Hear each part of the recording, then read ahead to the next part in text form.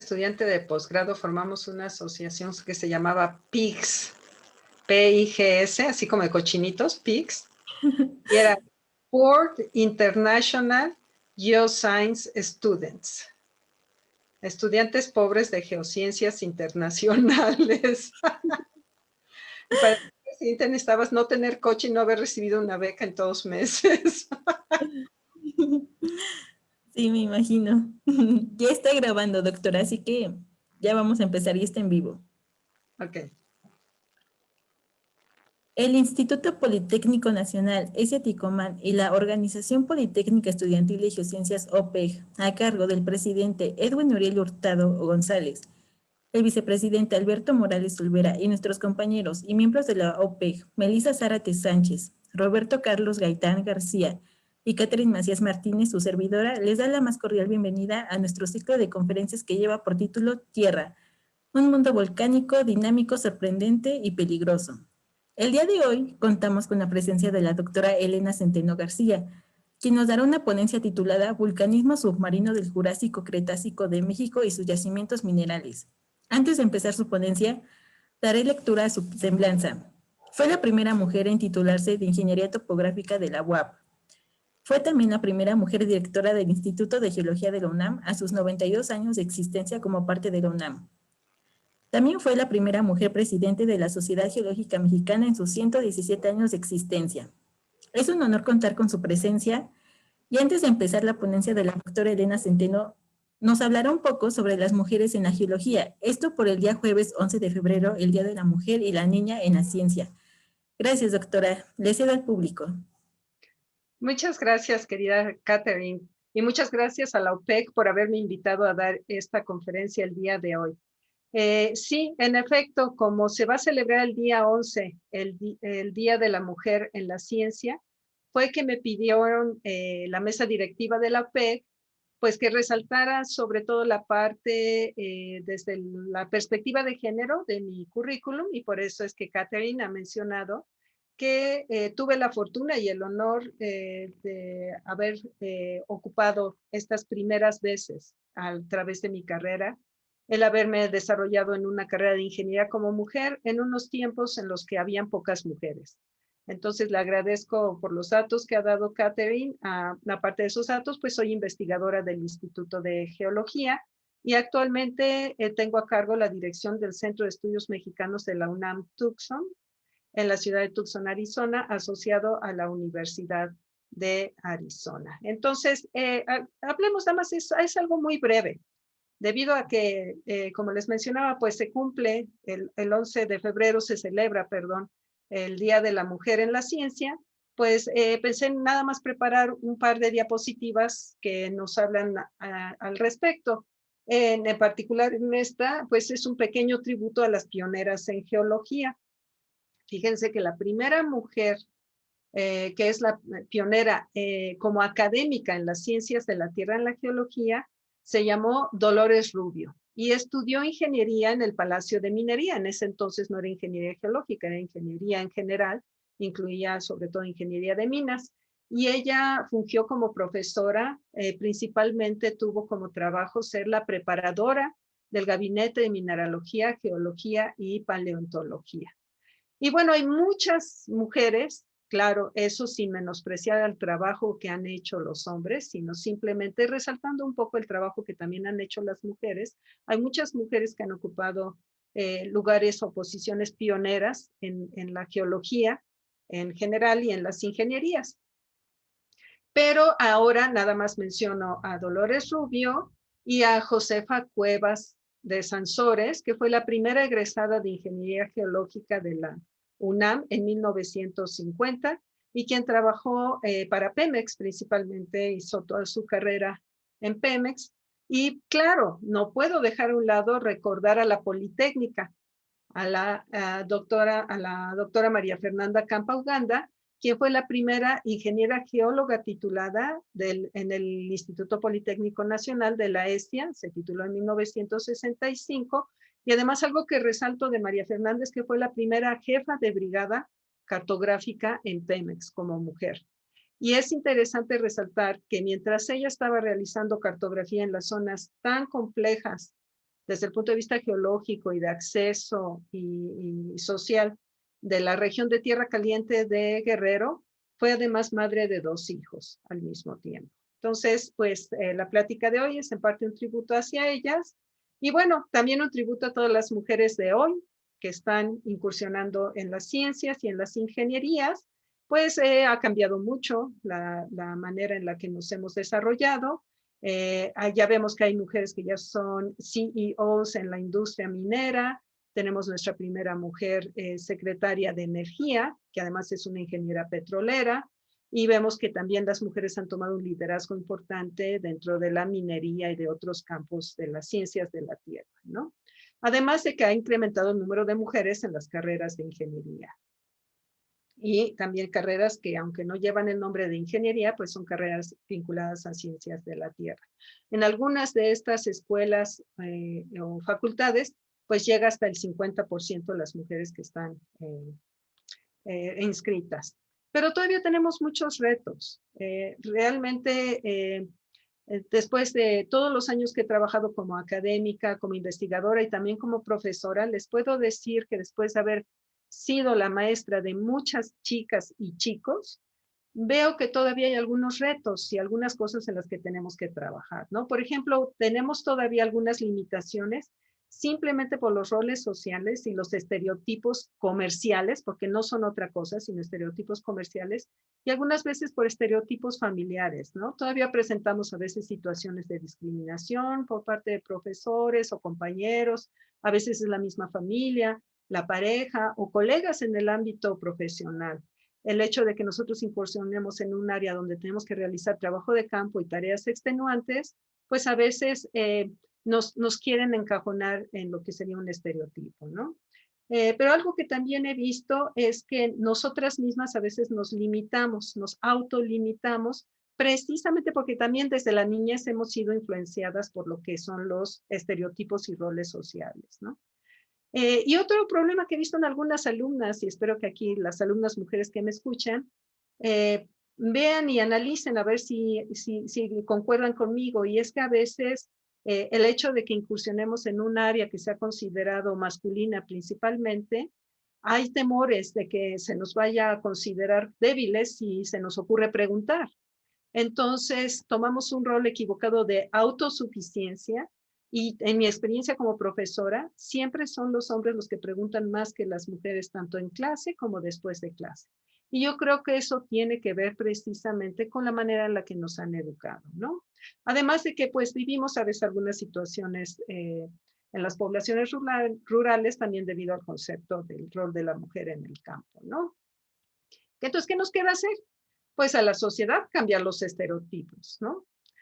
A nuestros colegas, amigos y familiares del sexo masculino, pues pedirles que nos apoyen y que nos ayuden a ganar estos espacios, a ganar respeto, inclusión y a ganar igualdad. Y nosotras, pues a superar nuestros temores, nuestras inseguridades, ser más decididas y aprender a imponernos retos, ¿no? O sea, es una cuestión de actitud. Entonces, con esto rindo el tributo a las mujeres que han incursionado a la ciencia, a las mujeres que han incursionado en la geología y a las mujeres que han incursionado en las ingenierías en general. Y bueno, cambiemos de tema, porque no quiero usar más tiempo de lo que nos tiene aquí reunidos. ¿Qué buscamos determinar? Volcanismo. Vamos a hablar de volcanismo en general y luego hablaremos en particular de volcanismo submarino. Entonces, cuando estudiamos las rocas ígneas intrusivas y extrusivas, pero principalmente las extrusivas, pues, ¿qué es lo que buscamos nosotros determinar? Primero que nada, el tipo de actividad volcánica, cuál es la composición y origen de ese magmatismo, pues intentamos reconstruir los procesos que le dieron lugar a esas rocas, el ambiente de depósito, si es un ambiente subaéreo, submarino, en fin, las condiciones de depósito, y también el ambiente tectónico en el cual se formaron, ¿no? Y hablando de ambientes tectónicos, pues vemos que el volcanismo está en los diferentes ámbitos tectónicos. El volcanismo más abundante en el planeta realmente es aquel que se asocia a las dorsales oceánicas. Aquí en esta gráfica que ven en la esquina superior derecha, se ven los volúmenes comparativos en kilómetros cúbicos por año, de volcanismo, de magmatismo. El cubito de arriba son las rocas extrusivas y el cubito de abajo son las intrusivas. Y vemos que en ambas los números mayores se encuentran en lo que serían las dorsales oceánicas. Y esto se entiende pues porque las dorsales oceánicas cubren, ¿no?, distancias enormes de nuestro planeta, y pues claro, es donde va a haber un volcanismo mucho más abundante. Pero fíjense, solamente el 3% son rocas extrusivas, la mayoría son intrusivas y son las que están formando la nueva corteza, ¿no? Rifts continentales. En los rifts continentales y en los magmatismos de intraplaca continental, pues hay volúmenes mucho más pequeños, nada más 0.1 kilómetros cúbicos por año se producen en este tipo de ambientes, ¿no? En lo que serían las márgenes, en los arcos de islas y en las márgenes continentales activas, ambas que son zonas de subducción, esta sería la imagen de una subducción continental, esta sería de una subducción oceánica, aquí es placa oceánica subducida por debajo de otra placa oceánica. En estos ámbitos, que serían las zonas convergentes, pues se produce 8 kilómetros cúbicos de rocas ígneas intrusivas y 0.6 kilómetros cúbicos de rocas ígneas extrusivas. Y bueno, lo que serían las islas oceánicas y lo que serían los hotspots de intraplaca, pues andan entre el 2 y el 4, 2 kilómetros y 0.4 kilómetros cúbicos por año de volcanismo. Entonces, bueno, nosotros en este contexto, pues vamos a ver cómo se desarrolla el volcanismo en México. Y para ver nada más brevemente algunos conceptos, ¿no? Dentro de la actividad volcánica, pues tenemos la actividad volcánica que nos define un tipo de erupción. Del tipo de erupción tenemos el producto, que en este caso es un producto no consolidado, no convertido en roca. Y este producto pasa por el proceso de diagénesis, igual que fuera una roca sedimentaria, y se nos convierte en rocas, ¿no? En este caso es un flujo piroclástico, esto sería lo que es un flujo de bloques y cenizas, y ya convertido en roca, pues nos produce una toba riolítica o una brecha riolítica, ¿no?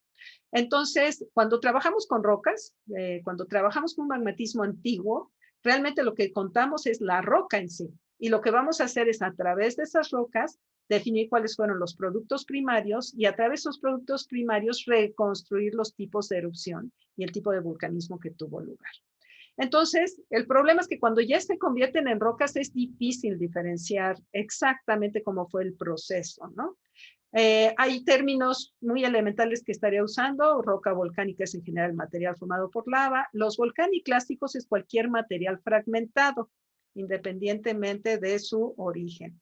La roca piroclástica es aquella que se formó de manera explosiva, o sea que al momento en que se fragmenta es cuando va saliendo, se fragmenta estando caliente y todavía se mueve caliente. En cambio, la roca epiclástica es material volcánico y otros materiales resultado del proceso sedimentario, o sea, va a ser un proceso de erosión y remoción posterior. Así es que vamos a estar encontrando estos tipos de rocas cuando trabajamos en sucesiones que son volcano-sedimentarias. Y los tipos de actividad volcánica, pues son los explosivos, que producen tefras o piroclastos, los efusivos, que producen derrames de lavas, y los exhalativos, que producen gases, y a los cuales también están asociados algunos de los yacimientos importantes. Entonces, pues ya sabemos que son los efusivos, los exhalativos, y tenemos también lo que serían los flujos de las lavas y los flujos piroclásticos. Entonces, bajo estas tres descripciones que tenemos, explosivos, efusivos y exhalativos, vamos a ver que según la composición de los magmas, nos va a estar produciendo diferentes tipos de edificios volcánicos. Tenemos los grandes estratovolcanes, que casi siempre es la intercalación de productos explosivos, efusivos y claro que tienen exhalativos, pero nos van a estarse intercalando lo que serían los flujos de lavas, flujos piroclásticos, etc. En el caso de las calderas es principalmente explosivo, en donde hay una acumulación muy grande de magma en la corteza, principalmente magma félsico, que serían riolítico dacítico, y que casi de manera instantánea libera hacia la superficie, generando un vacío en la corteza intermedia, que hace que se colapse todas las rocas que estaban en la superficie y nos forme lo que son los grandes huecos que son las calderas, ¿no? También hay mesetas y volcanes de escudo, hay algunos domos y también tenemos lo que serían los conos cineríticos, que como su nombre lo dice, pues son principalmente explosivos. Vamos a tener principalmente cenizas, aunque pueden haber algunos derrames de lavas. Y vamos a tener también los mares que están rellenos de agua y, bueno, algunos derrames fisurales. Entonces, esto es lo que buscamos nosotros reconstruir cuando vemos las rocas, ¿no? Entonces, dentro de las rocas de las rocas volcanoclásticas, que son aquellas que están fragmentadas, podemos encontrar varios tipos, lo que serían las piroclásticas, originadas por erupciones explosivas, que pueden ser magmáticas, o sea que de por sí el magma se fragmenta desde origen, ¿no? Desde el momento en que va ascendiendo se va fragmentando. Explosiones freáticas, que es el hidrovolcanismo, que se produce cuando tenemos el magma que llega con muy cargado de agua y produce entonces la fragmentación por la cantidad de agua que tiene, que claro, se manifiesta como vapor. Y las explosiones freatomagmáticas, que son aquellas cuando el magma llega y toca el manto freático y ahí se fragmenta.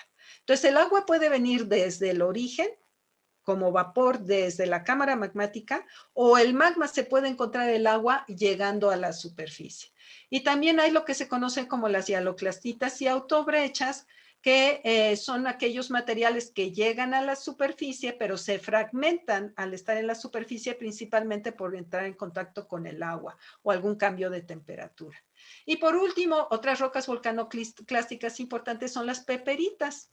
Y estas tienen una textura muy interesante, la vamos a ver más adelante, y es cuando un intrusivo, o que ya sea un dique, o un derrame de lava que tiene mucha densidad y de pronto se hunde en el sedimento, interactúa con un sedimento no litificado, o sea, un sedimento que está saturado de agua y que todavía no se ha convertido en roca.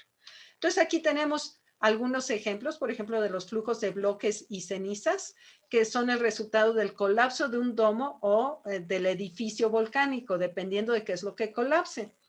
Estos flujos de bloques y cenizas se están produciendo en el Popocatépetl actualmente. Afortunadamente el domo es muy pequeñito y por eso está produciendo principalmente lo que serían eventos magmáticos explosivos que no tienen mucho alcance sobre la superficie. Pero en un momento dado, si se llegara a colapsar el edificio volcánico, pues produciría un gran flujo, ¿no?, de bloques y cenizas, que entonces sí sería un peligro importante para la población. Pero una vez ocurren estos, lo que serían los productos piroclásticos y este tipo de erupciones, tanto erupciones de cenizas, de tefra, lo que serían erupciones que se convierten en cenizas que vuelan en el aire, ¿no?, que son cenizas de caída, etcétera. Si vienen lluvias o llega a haber una inestabilidad por la gravedad, se producen avalanchas y flujos que se conocen como lajares, ¿no? Y aquí tenemos las imágenes de dos lajares y esto es un flujo de bloques y cenizas.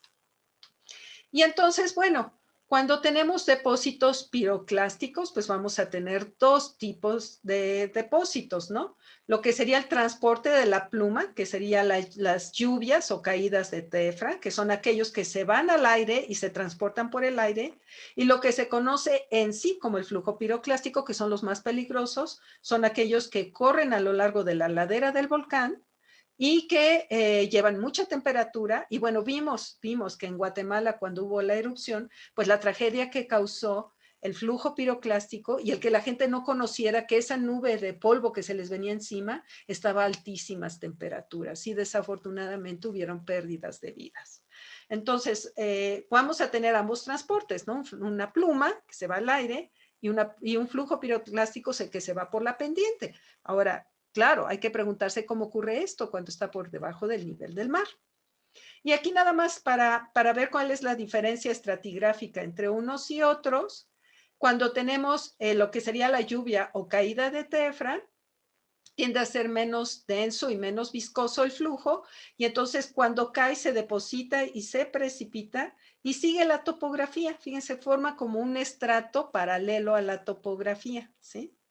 cuando están lo que son las oleadas piroclásticas, que tiene una densidad un poquito mayor y más viscoso, entonces pueden casi seguir lo que sería la topografía, pero está viendo ciertos engrosamientos en las partes bajas.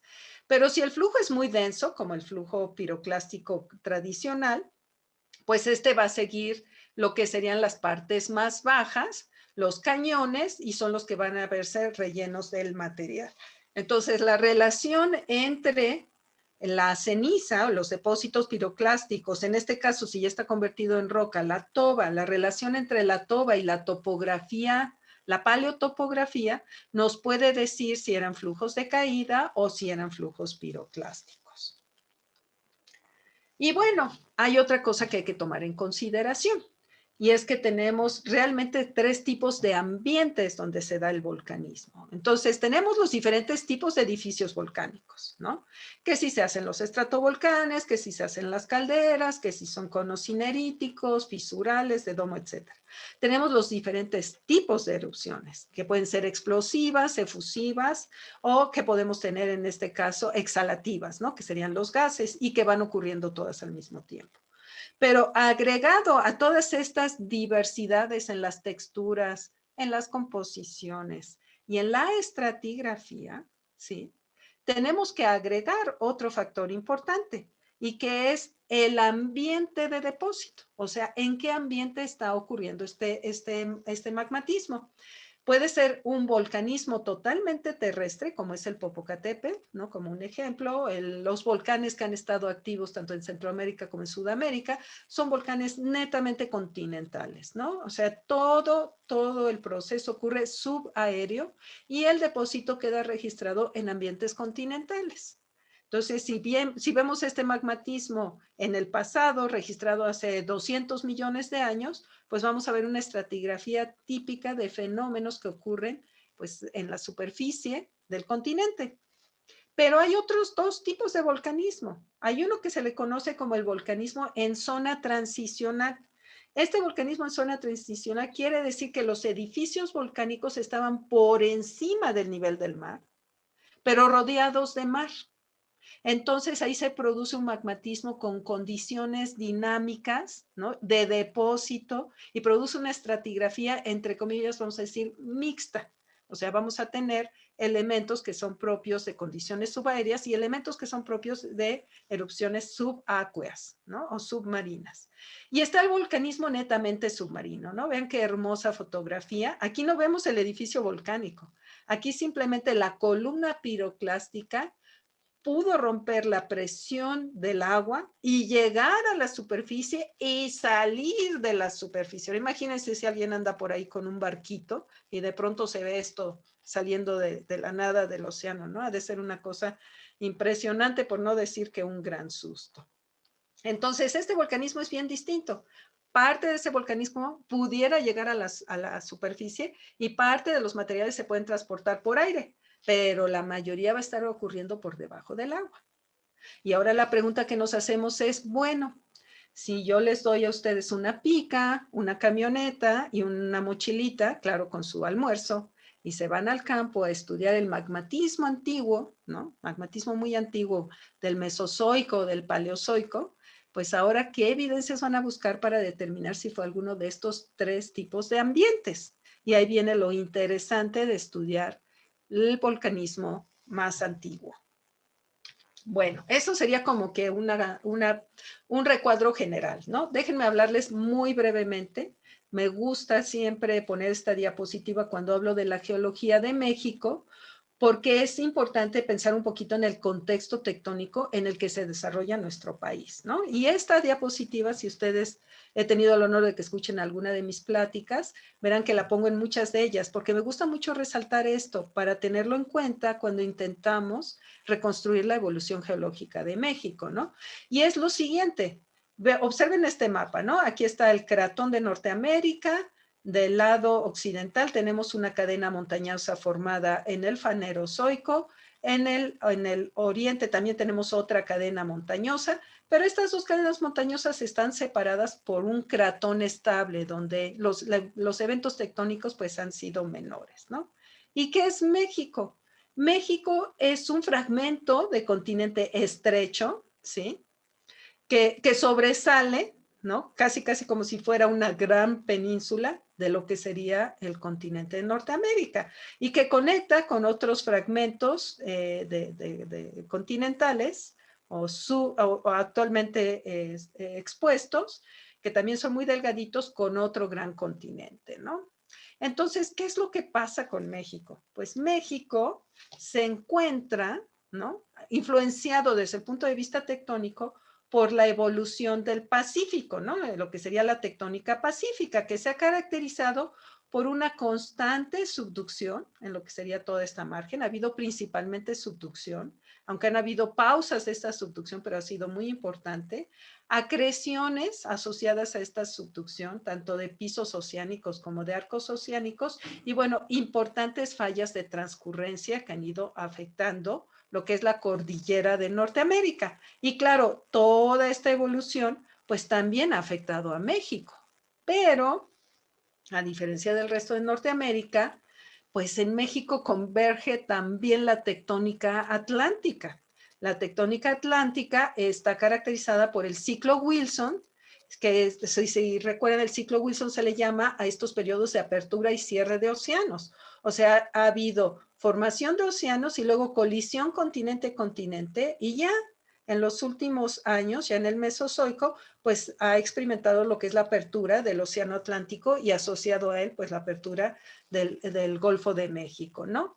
Entonces tenemos que esta tectónica atlántica, que es de colisiones continentales y apertura de grandes océanos, pues de alguna manera tiene que estar traslapándose o interactuando con la tectónica pacífica al mismo tiempo, porque México pues es una zona muy angosta, entonces ahí están convergiendo estas dos tectónicas. Entonces mientras en el Pacífico está habiendo subducción, en el Atlántico está habiendo rift y formación de un océano al mismo tiempo. En la parte del cratón, central del cratón, estos dos eventos pues, no están afectando, ¿verdad? No se están interactuando uno con el otro porque tienen el gran cratón, pero en México sí están interactuando. Y para acabarla de acabar, también tenemos la tectónica del Caribe, que de alguna manera está influenciando la evolución del sur de México, ¿no? Y esta está caracterizada pues por fallas transcurrentes, subducción y también el importante rift que separa Sudamérica de Norteamérica. Entonces, México es un mosaico tectónico de eventos que ocurren al mismo tiempo, que son muy distintos, que es la tectónica atlántica, la pacífica y la tectónica del Caribe.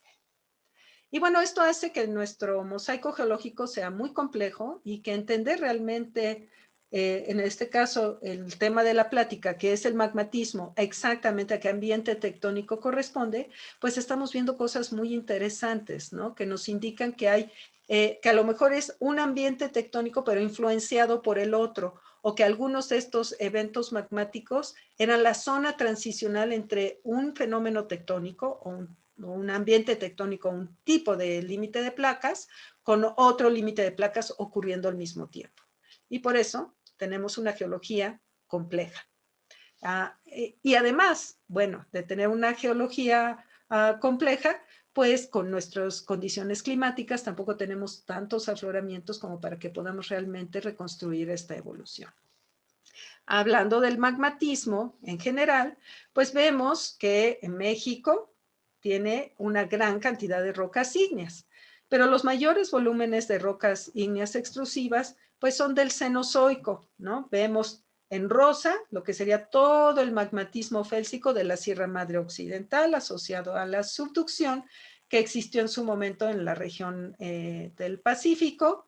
Vemos lo que sería el eje neovolcánico, lo que es el eje volcánico transversal, que es el magmatismo actual muy complejo. Espero que hayan invitado a alguien que les hable sobre por qué el eje neovolcánico es transversal y no es paralelo a la zona de subducción. Y tenemos además aquí en rosita, pues otros, con excepción de este de acá, que son rocas intrusivas, pero aquí vemos otros eventos magmáticos, ya sea asociados al magmatismo de la Sierra Madre Occidental o a lo que sería el cambio en la dirección del arco volcánico a posicionarse como lo que es el eje neovolcánico transmexicano. Y bueno, en cuanto al magmatismo mesozoico, lo que es el Jurásico-Cretácico, que es de lo que se trata mi plática, pues ese se encuentra principalmente hacia la zona occidental de México. Hay muy poquitas rocas ígneas en el resto del país, y aquí vemos lo que es el mapa de terrenos tectonoestratigráficos de México. La mayoría de las rocas ígneas de México están concentradas, claro, del Jurásico Cretácico, están concentradas en lo que se conoce como el terreno guerrero. El terreno guerrero es un terreno compuesto, que se refiere a esto, que tiene diferencias internas estratigráficas, está formado por el subterreno Teloloapan, que es este pequeñito que se ve aquí en azul, lo que sería el subterreno Guanajuato y Arcelia, que estaría aquí en verde, lo vamos a ver en otras imágenes, lo que es el subterreno Zihuatanejo, el Tahue, y vinculado de alguna manera, aunque no tan exactamente la misma estratigrafía, se encuentra también lo que sería, lo que se conoce como alicitos, ¿no? El terreno alicitos que se encuentra aquí en la parte norte. Entonces voy a hablar específicamente de lo que serían estos magmatismos. Y aquí tenemos un mapa de distribución de las rocas ígneas para el Jurásico. Estas son nada más los puntos, son las localidades. La mayoría de ellas, como les decía, pues están cubiertas, no tenemos tanta exposición de estas localidades, sin embargo, sí nos permiten pues entender más o menos, ¿no? Intentar reconstruir cómo ha sido la distribución del volcanismo. Vemos dos cosas interesantes en el volcanismo durante el Jurásico. Una es que hay una migración espacio-temporal, ¿no? O sea, las rocas más antiguas se encuentran, si se fijan en este mapa, está reconstruida la Baja California pegada a México. Aquí estaría la península de Yucatán también, reconstruida su posición en lo que sería el Golfo de México, y aquí estaría el bloque Chortis, ¿no? Que es la parte nuclear de Centroamérica, también reconstruida su posición para el momento. ¿Y qué es lo que vemos en este mapa? Bueno, que el magmatismo migra en tiempo y espacio. Vemos el magmatismo más antiguo de 190 millones de años, alrededor de los 190 en esta región, de 180 a 190 en amarillo, en azul de 170 aproximadamente a 176. En verde vemos un magmatismo de 165 a 158 millones de años, y en morado vemos aquí, acá y acá otro magmatismo de 150 a 155 millones de años. Entonces vemos variaciones espaciales, ¿no? Y temporales. Ahora bien, lo importante aquí es que todas estas localidades que vemos en esta región de aquí, que sería lo que no es terreno guerrero, el volcanismo tiene muy poquitas volúmenes, o sea, hay muy pocas rocas ígneas, son nada más algunos derrames aislados, y son principalmente secuencias de capas rojas, son principalmente continentales, aunque hay algunos submarinos, pero que tienen casi nada de volcanismo, y por eso se duda que pueda ser un arco. A lo mejor es nada más un magmatismo asociado a lo que es la apertura del Golfo de México, por los pocos volúmenes.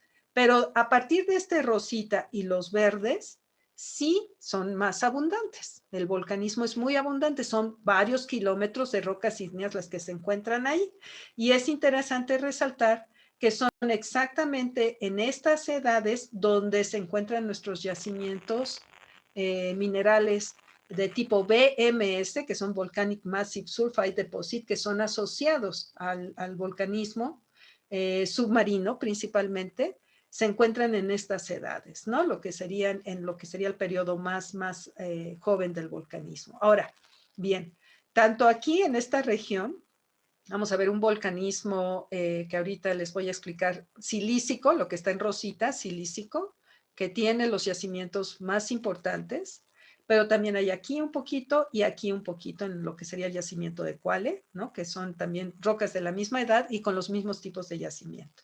Pero estos dos y este de aquí, si se fijan, se encuentran separados por estas rocas que están formando como un cinturón angosto, que recuerden que son nada más una escama tectónica de lo que probablemente fue una cuenca oceánica.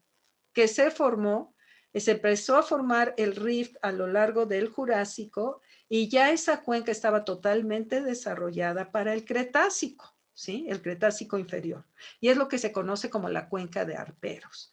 Entonces vemos que lo que está ocurriendo en el occidente es que había un arco volcánico, probablemente un arco continental, que la subducción se retracta produciendo una extensión en la parte superior del arco, que se conoce como un rift de suprasubducción, hasta que generó una cuenca oceánica y luego esta cuenca oceánica se cierra. Y entonces en esa cuenca oceánica pues vamos a ver otro tipo de magmatismo, ¿no? Y a lo largo de la costa, pues vamos a ver un magmatismo que continúa, que no para nada más en el Cretácico temprano, sino que continúa y principalmente ocurre en el Albiano. Pero aparentemente ese magmatismo del Albiano ya está ocurriendo cuando esta cuenca de Arperos se cerró, o sea, se abre y se cierra. Todavía no hay evidencias suficientes de esa apertura y cierre. Y aquí tenemos lo que sería en el Cretácico, lo que está ocurriendo en el Cretácico, pues ya en el Cretácico más temprano la cuenca de Arperos está totalmente abierta. Aquí estaría una paleoreconstrucción probable. Todavía no sabemos si la cuenca se abrió con un rift orientado este-oeste, o sea, con esfuerzos extensionales norte-sur, o si el rift se abrió de tal manera que los esfuerzos eran este-oeste, o sea, una cuenca con una orientación norte-sur.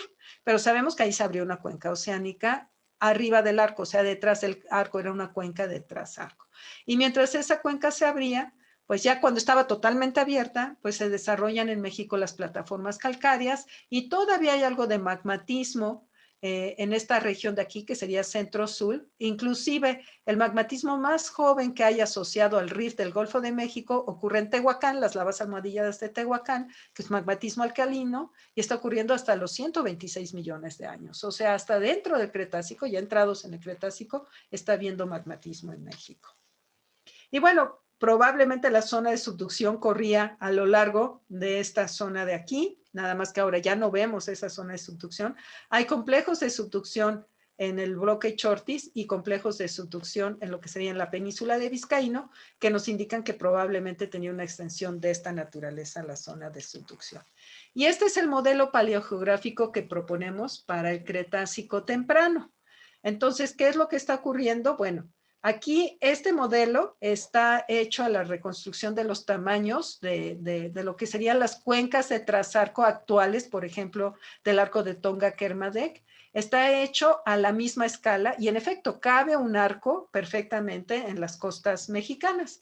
Y vemos que tendríamos el arco volcánico para el Cretácico desarrollándose despegado de México, claro, antes de que colisionara y se cerrara durante la Larámide, pero vemos un arco volcánico, una zona de subducción en lo que sería la parte occidental del arco.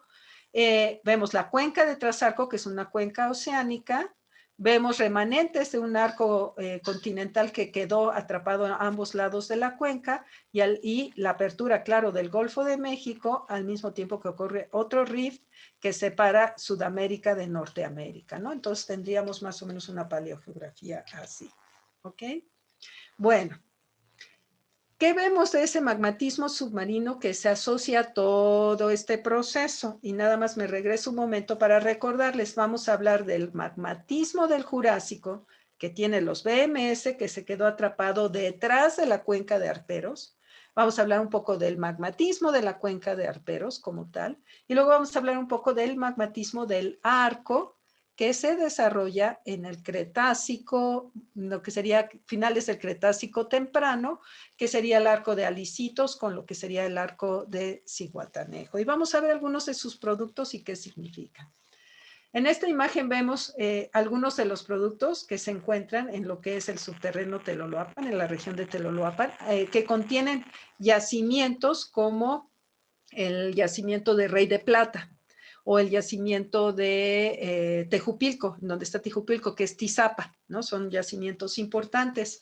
¿Qué es lo que encontramos ahí? Una gran cantidad de derrames dacíticos, algunos de ellos masivos. Hay tobas máficas, o sea, vemos que hay cenizas de magmatismo submarino que nos están indicando por sus texturas que tuvieron algún proceso submarino. Y también hay una cosa que se conoce como peperitas, que es la mezcla de las rocas ígneas que están intrusionando un sedimento que todavía no estaba litificado, ¿no? Y aparte de eso hay grandes volúmenes de lo que se conocen como turbiditas volcánicas. Recuerdan que les decía que cuando las cenizas, ya sea los flujos piroclásticos, ocurren en el aire y caen en el agua, o bien estos flujos piroclásticos ocurren por debajo del agua y se dispersa el material, como en la foto del volcán que observamos en algunas diapositivas anteriores, ahí lo que ocurre es que ya no podemos distinguir si era un flujo directo o cómo había sido el proceso magmático, porque al transportarse estas cenizas en el agua, pues se produce un proceso de turbulencia que da lugar a depósitos turbidíticos. Ahorita lo vamos a ver un poquito más adelante, ¿no? Entonces, estas que se conocen como turbiditas volcánicas pudieron haber sido tobas submarinas o pudieron haber sido lajares, pero no podemos distinguir uno del otro por la diagénesis. La diagénesis ya no nos permite ver. Y hablaremos un poco más de las peperitas también. Miren, esta es una autobrecha volcánica, o sea, el material se brecha, ¿no? Y vemos que no nada más hay rompimiento de los clastos, sino que además los clastos coinciden. Miren, por ejemplo, aquí apenas empieza a fracturar y a separarse, ¿no? El material. Entonces, cuando vemos que todos los clastos tienen la misma composición, que algunos de ellos tienen como límites irregulares, ¿no? Como límites suaves, ¿no? Así como si hubiera sido una plastilina. Y que vemos que coinciden un fragmento con otro, probablemente es la parte frontal de un derrame de lava que ocurre por debajo del nivel del mar, o sea que sería una autobrecha volcánica. Y esto está ocurriendo por un magmatismo submarino. Entonces, las características que tiene esta roca en este afloramiento, de estar fragmentada y que estos fragmentos coinciden uno con otro, nos indican que está ocurriendo en condiciones submarinas. En Arcelia y Guanajuato, como les comentaba, es donde quedan los remanentes de lo que era la cuenca de Arperos, que es la cuenca de Trasarco. Pues ahí es totalmente distinta la estratigrafía. Son kilómetros y kilómetros de lavas almohadilladas, ¿sí?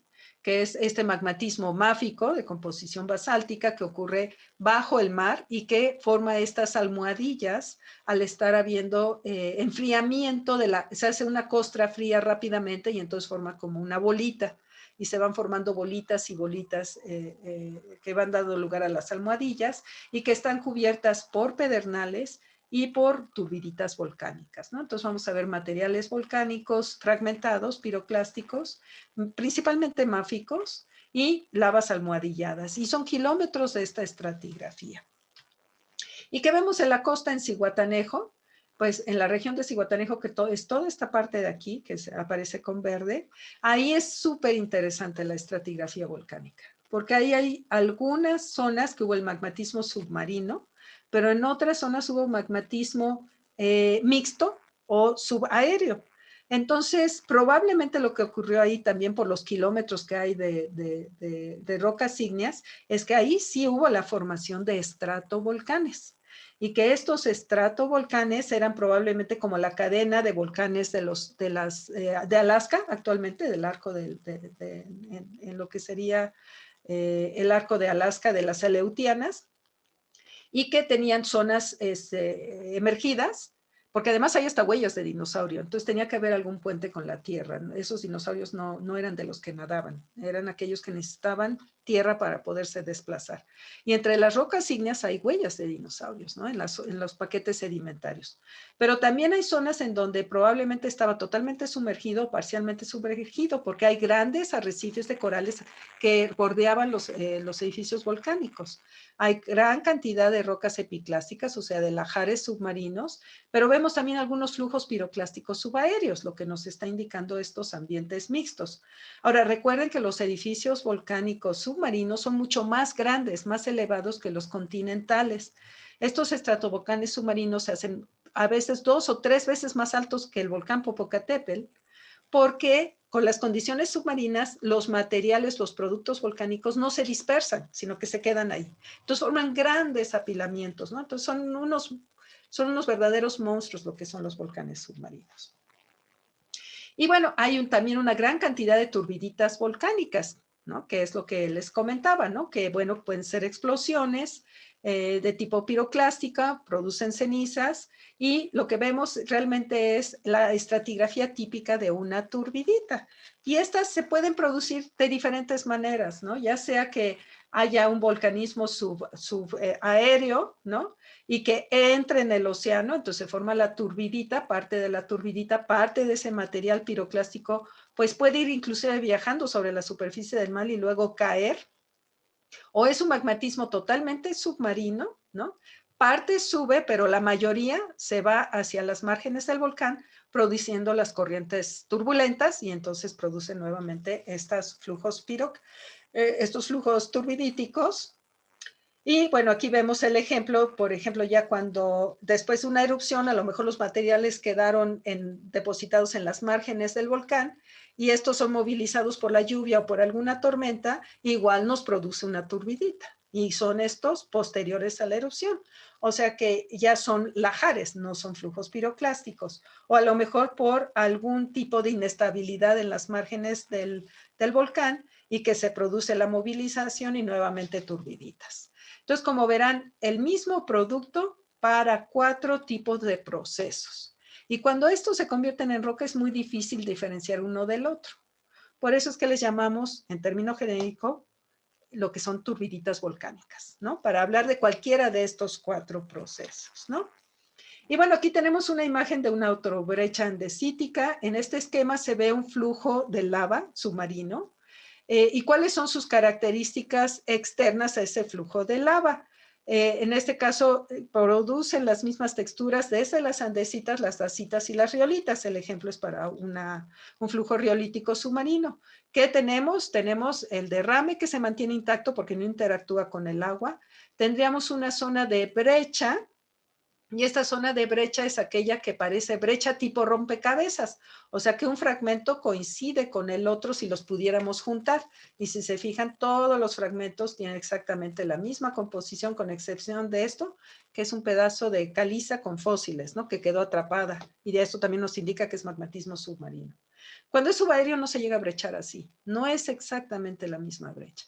Luego vemos una brecha desordenada, y por último, parte de lo que de alguna manera produce turbulencia, el mismo flujo submarino, pues vamos a ver una serie de brechas volcánicas estratificadas en la parte externa. Y bueno, aparte en Zihuatanejo, aparte de encontrar este tipo de flujos, encontramos también peperitas. Y esta foto de aquí es una peperita, y es una mezcla de una roca sedimentaria, en este caso es una caliza, con un intrusivo, probablemente era un dique de composición, en este caso basáltica, era basáltico-andesítica en la composición de esta. Y como ustedes ven, es una brecha, o sea, se hace una brecha y hay una mezcla entre la caliza y el basalto. ¿Y cómo ocurre esto? Bueno, aquí vemos como si fuera una imagen de lo que va ocurriendo aquí localmente, ¿no? Se introduce la roca ígnea dentro de la roca sedimentaria que está hidratada, pero el sedimento tiene cierto peso, más aparte la carga hidrostática del océano, que mantiene eso a presión. Entonces ocurren explosiones contenidas. O sea, es como si hiciéramos una explosión adentro de una olla de presión, ¿no? Entonces, y que esa olla no se deshiciera. Entonces, ¿qué pasa adentro? Es una explosión contenida y los materiales se mezclan. Entonces, para saber que tenemos peperitas, nuevamente tenemos que ver esta fragmentación y mezcla, pero se tiene que dar la condición de que veamos cierta plasticidad en la roca ígnea que nos indica que no estaba litificada cuando ocurrió esta mezcla, que el sedimento se mete en algunas de las grietas, ¿no? Pero todavía en condiciones plásticas, ¿no?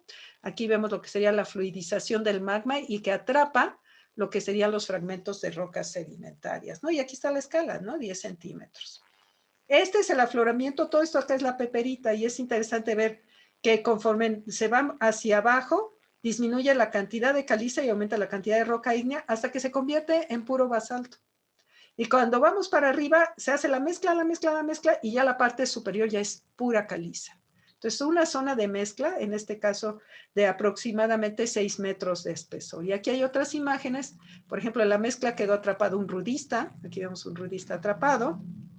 Y aquí en la mezcla, pues vemos estos límites sinuosos que nos indican que la roca ígnea pues estaba en condiciones plásticas, ¿no?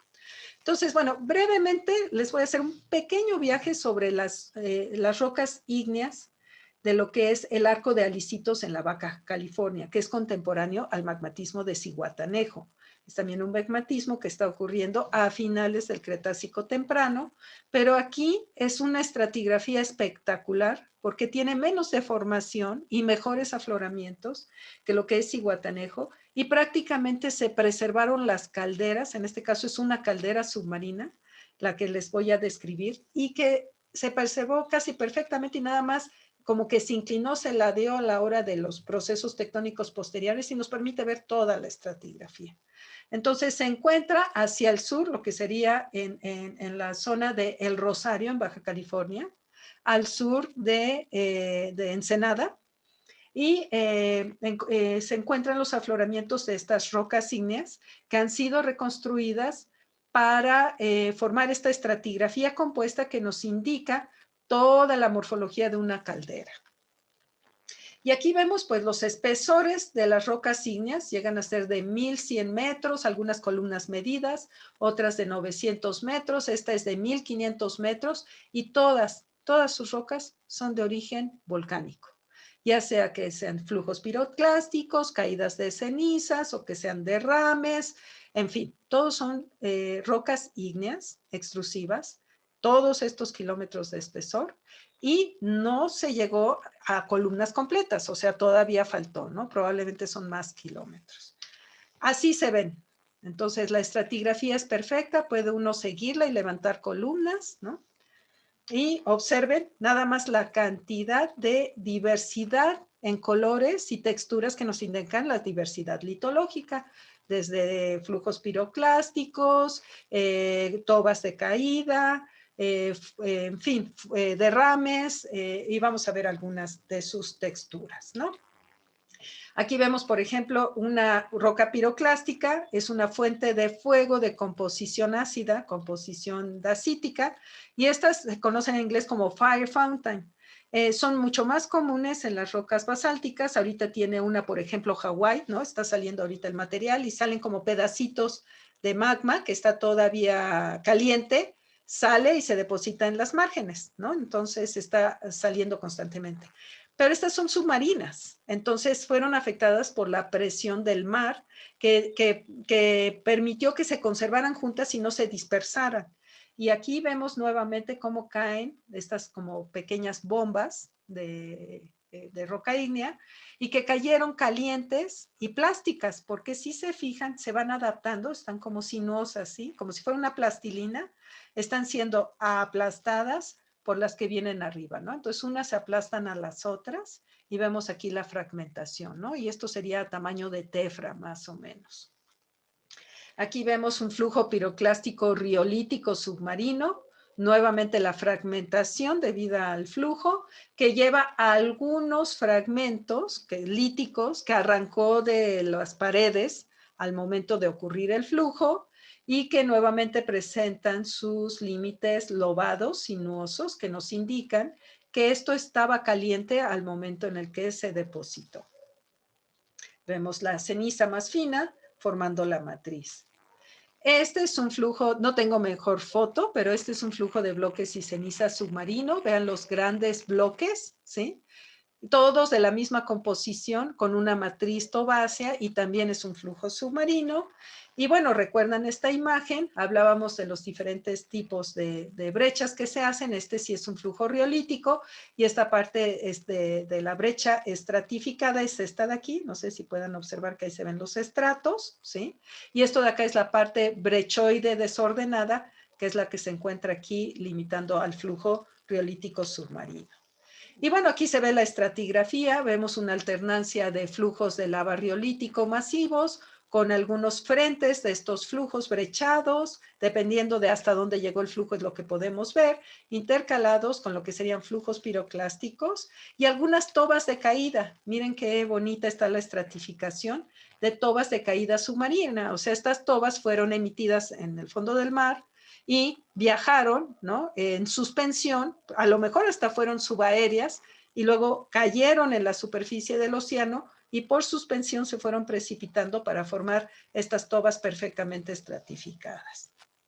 Y bueno, para cerrar esta plática, nada más quería comentarles que ahorita estoy desarrollando una investigación en proceso para identificar las calderas submarinas del Jurásico-Cretácico en el terreno guerrero, que todavía no se han identificado con detalles. Recuerden que les decía que ese volcanismo que tiene los yacimientos de sulfuros y que está en rocas principalmente de composición félsica, pues tengo la sospecha de que probablemente estas eran calderas. ¿Y por qué? Porque fíjense que los análogos actuales, ¿no?, en la actualidad vemos que en arcos que son sometidos a condiciones de extensión, como fue el arco del Guerrero en el Cretácico, hay producción de calderas. Este es el ejemplo de lo que es el arco Isu-Bonin, ¿no? Que estaría cercano a Japón, ¿no? Es la parte en la que está colisionando el arco con Japón. Ahí hay unas calderas y en las márgenes de las calderas es donde se han formado los VMS, los Massive Volcanic Sulfide Deposits, ¿no?, que son depósitos de tipo volcanogénico. Y bueno, coincide mucho con la estratigrafía que estamos viendo en los yacimientos de Rey de Plata, en el yacimiento del Gordo, en Guanajuato y en otros yacimientos de esa naturaleza. Aquí vemos algunas imágenes de los yacimientos de Tizapa y de Campo Morado. Y bueno, vemos que la columna estratigráfica pues parece ser típica de calderas. Todavía nos falta continuar recopilando datos de campo. El magmatismo pues evoluciona en tiempo de félsico a máfico, que es bimodal, que eso es típico de condiciones extensionales, y bueno, contiene estos importantes yacimientos de sulfuros masivos, de los más importantes de México, ¿no? Entonces, pues, espero que pronto podamos tener un poco más de datos para realmente reconstruir la estratigrafía de estas calderas que probablemente se formaron a finales del Jurásico, principios del Cretácico. Y bueno, espero que no los haya aburrido con esta plática. Les doy las gracias por su atención y por haberme acompañado por este rápido viaje en el volcanismo submarino del occidente de México. Muchas gracias.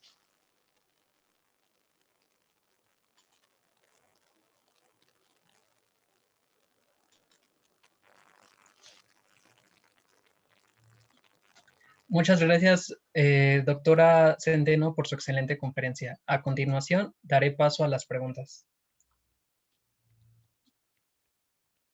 Benito Noguesal dice, magnífica plática. Pregunta, dado los enormes volúmenes del volcanismo submarino actual y pasado, ¿cuánto considera usted que las emanaciones gaseosas asociadas a este volcanismo impactan los ambientes oceánicos y terrestres? Bueno, muchos saludos, Benito. Qué gusto que nos hayas acompañado aquí en esta conferencia. Ya están adaptados, o sea, los ambientes submarinos actuales, el magmatismo submarino actual es muy amplio, ¿no? Sobre todo en las zonas de las dorsales. Y en efecto, ya el océano y los ecosistemas del océano están adaptados a todas esas emanaciones. Ahora, sí han habido aparentemente periodos en los que sí hay una aceleración, ¿no? De lo que serían las exhalaciones por aumentos, incrementos en la velocidad del volcanismo, en la velocidad, por ejemplo, de la expansión de las dorsales oceánicas. Y ahí sí se ha visto que han habido cambios tanto en la química del océano, inclusive en la química de la atmósfera. Pero todavía no se ha determinado exactamente con precisión cuáles serían esos impactos, ¿no?, que se estarían dando. Ok, muy amable, doctora. Ángel Miranda Marcos dice, felicidades, muy buena ponencia. Gabriela Arroyo pregunta, ¿cómo determinamos la edad de las rocas? Bueno, en las rocas ígneas tenemos la fortuna que podemos hacer fechamientos radiométricos, pero necesitamos contar con circones, ¿no? Los circones los podemos fechar por el método de uranio-plomo. Si el magmatismo es muy máfico, tiene muy poquitos zircones y ahí sí se nos dificulta. Los fechamientos que hemos realizado en el magmatismo submarino del Jurásico Cretácico ha sido a través de fósiles que se encuentran en las rocas sedimentarias intercaladas con las volcánicas, como por ejemplo en los arrecifes. Hay microfósiles y se pueden fechar esos microfósiles, o haciendo fechamientos radiométricos por uranio plomo. Se han hecho también por potasio argón, pero por la diagénesis pueden ser más imprecisos. Ok, muy amable, doctora. Diego Jaime pregunta, buenas tardes, doctora. Disculpe, ¿el mecanismo de apertura de la cuenca de Arperos estaría relacionado a la apertura del Golfo de México o a la subducción en el occidente? Gracias. Muy buena pregunta, igual que todas. Buenísimas preguntas. Bueno, es muy probable, si tú estás abriendo, nuevamente vuelvo a México es muy angosto. Se está abriendo el Golfo de México y se está abriendo el Atlántico. Si México de por sí no fue muy ancho en el pasado, digo, se hizo más angosto por la deformación laramérica, que hizo como acordeón y acortó todo. Pero aún en el Cretácico todavía era relativamente angosto, ¿no? Si la subducción no hubiera tenido extensión o no hubiera estado en condiciones extensionales, lo que hubieran producido es un orógeno, porque hubiéramos tenido apertura de un océano y subducción compresiva del otro. Pero entonces, aparentemente fue un proceso a lo mejor combinado, no sabemos cuál fue primero y cuál fue después o cuál influye cuál, pero lo que sí es claro es que la subducción sufrió el proceso que se conoce como rollback o retracción. O sea, la placa empezó a retraerse hacia atrás, ¿sí? Y eso es lo que originó que el arco entrara en condiciones de extensión y se abriera la cuenca. Entonces, si tú combinas un rollback con un rift en el Atlántico, produces una zona extensional muy ancha. Y eso es lo que parece que está ocurriendo en México. Okay, muy amable, doctora. Arturo Barrón pregunta, ¿de quién es la figura de terrenos tectonoestratigráficos de México? Saludos, doctora. Saludos, ¿qué tal? Qué gusto. Esa figura corresponde a uno de mis artículos, de mis últimos artículos, que realmente es una recopilación que he hecho y una revisión de los mapas preexistentes de terrenos. Y en todas mis publicaciones aparece este mapa y es una revisión del mapa de Campa y Coni, es una actualización. Pero está publicada en un artículo del 2017 que hizo una revisión del magmatismo mesozoico de México.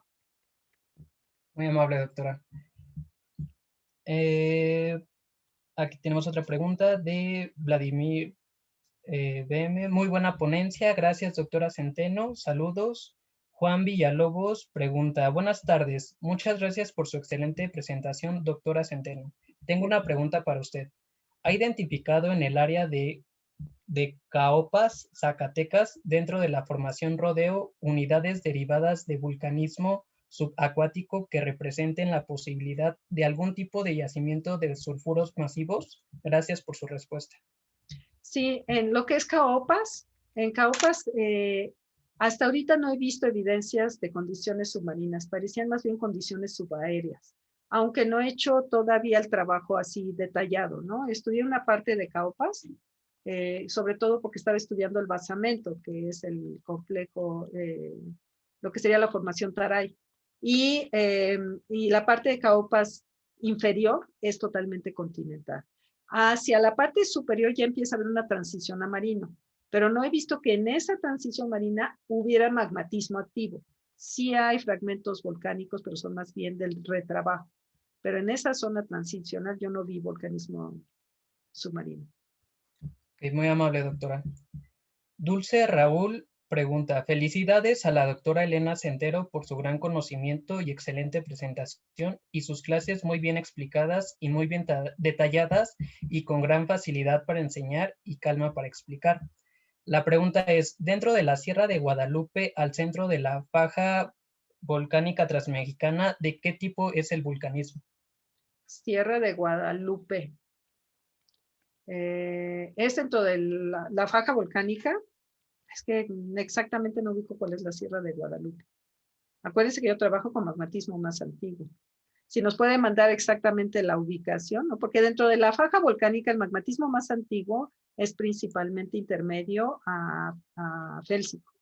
Inclusive hay calderas, ¿no? se llegaron a formar calderas. Acuérdense que el eje volcánico en su posición actual tiene aproximadamente 2 millones de años. Entonces, algunas de ellas, creo que si la Sierra de Guadalupe es la que está limitando la cuenca de México, ahí el magmatismo es intermedio a félsico. Y ya lo demás es muy básico, muy basáltico, hay zonas muy basálticas y sobre todo andesítico, ¿no? Los volúmenes más altos en el eje volcánico son andesíticos. Ok, muy amable, doctora. Gastón Venegas comenta, buena tarde, doctora Centeno, saludos. Iván Gracias. Paulino comenta, qué gran plática, muchas gracias. Gracias. Aitofel Medina pregunta, ¿cuál es el papel que juega Huétamo dentro de la reconstrucción del terreno guerrero? ¿Como Ajá, parte de la cuenca de Arperos o puede ser un arco erosivo? bueno, la cuenca de Huetamo tiene características estratigráficas de cuenca de trazarco. O sea, probablemente era parte de la margen del trazarco, del arco que se extiende para formar arperos.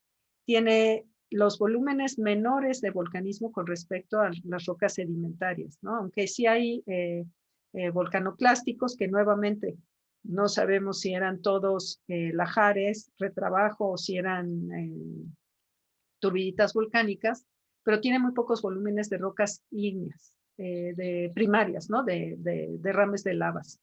Entonces, aparentemente ya estaría en una posición cercana al arco, pero ya en la zona de trazarco. Ok, muy amable, doctora. Miriam Reyes comenta, hola, buenas tardes. Quisiera saber más sobre los Black Smokers. ¿Me podría recomendar bibliografía sobre el tema? Haré mi tesis sobre tierras raras asociadas a los Black Smokers. Muchas gracias y felicidades por su ponencia. Mira, es muy interesante el tema, qué bien que lo estás tomando, pero mejor mándame un correo, centeno@unam.mx, y yo te las mando mejor por correo. Ok, muy amable, doctora. Roberto Centeno comenta, gracias por la presentación, muy informativa. Saludos, doctora. Igualmente, saludos. Gastón Venegas comenta, buena tarde, doctora Centeno. Saludos. La pregunta es, ¿qué diferencia más significante existe entre el hidrovulcanismo en agua salada y el de agua dulce? Sí hay una diferencia importante. Por lo regular, lo que sería el gasto o la profundidad, ¿no? Del agua y la extensión, ¿no? En los ambientes lacustres son menores, ¿no? Lo que serían los cuerpos de agua son menores en extensión, pero sobre todo en profundidad. Y al no tener la presión hidrostática, porque lo que sería el espesor, ¿no? del agua, la profundidad es menor, las condiciones de confinamiento de los procesos magmáticos son distintas. Entonces, sí se te pueden formar lavas almohadilladas. En el eje no volcánico hay lavas almohadilladas, pero están asociadas a magmatismo, a derrames de lavas basálticas que entraron en lagos, ¿no? Y que ahí fue donde interactuaron con el agua. Pero no vas a tener estas evidencias y estos elementos que te dicen que estaba bajo presión. Y claro, van a tener una extensión geográfica muy pequeña, ¿no? Inclusive los grandes lagos, ¿no? Si hubiera un magmatismo en los grandes lagos, pues no van a tener las extensiones, los volúmenes y los espesores que se dan en condiciones marinas, simplemente por la cantidad de agua, ¿no? Que sería el tirante de agua, ¿no? Ok, muy amable, doctora. Jaime Cavazos pregunta, hola, doctora, muchas gracias por la presentación. ¿Cuáles serían los principales criterios para distinguir entre depósitos piroclásticos subacuáticos de depósitos de oleadas húmedas subaéreas? Gracias. Ay, eso es bien difícil. Es muy difícil, pero te lo dice el contexto, ¿no? Principalmente es porque los subacuáticos tienen todas las características de turbiditas y los otros van a tener, los que serían subaéreos, van a tener más características como de flujos de lodo o de debris flow, ¿no? Se va a ver que tienen mayor densidad. Y en cambio, en los submarinos casi siempre se producen corrientes turbidíticas, aunque también llegan a haber flujos densos o flujos hiperconcentrados submarinos, ¿no? Entonces, a veces sí no es tan fácil distinguirlos, nada más hay que tener cuidado en la estratigrafía general, ¿no? Ya cuando vas midiendo una columna estratigráfica y vas viendo muchas evidencias, entonces ya puedes llegar a la conclusión de que estás en un ambiente submarino. Ok, muy amable, doctora. Anuar de Jesús comenta, hola, excelente ponencia. Yo desconocía sobre las peperitas. usted mencionó la formación de las peperitas como intrusión en estratos no consolidados. La pregunta es, ¿en la formación de las peperitas no importa el tipo de magma? No importa el tipo de magma. Se forman, claro, las texturas son un poco distintas, ¿no? Los magmas félsicos son más viscosos, entonces van a tener unas texturas ligeramente distintas. La mezcla va a estar como limitada a un espesor menor, pero tienen exactamente las mismas estructuras y es la misma mezcla, ¿no? Ok, muy amable, doctora. Evermore comenta, gracias, doctora, muy buena ponencia, saludos.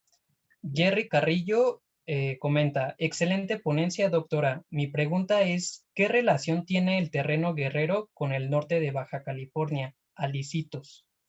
Esa es una muy buena pregunta y he estado colaborando con Kathy Busby, que es quien ha estado trabajando la estratigrafía de Alicitos por muchos años. Hemos estado haciendo estudios comparativos. Vemos similitudes en lo que es el magmatismo del Aptiano albiano. Aparentemente, el magmatismo de Zihuatanejo es idéntico al magmatismo de Alicitos.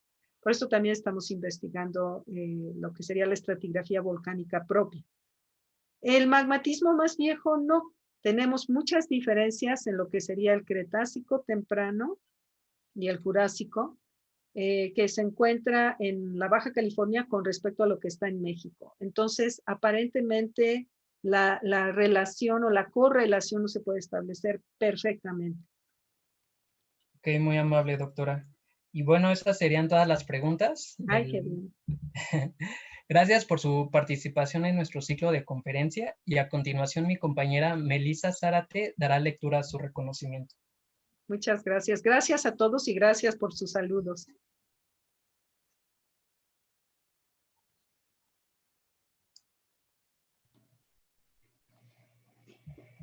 Muchas gracias, Roberto.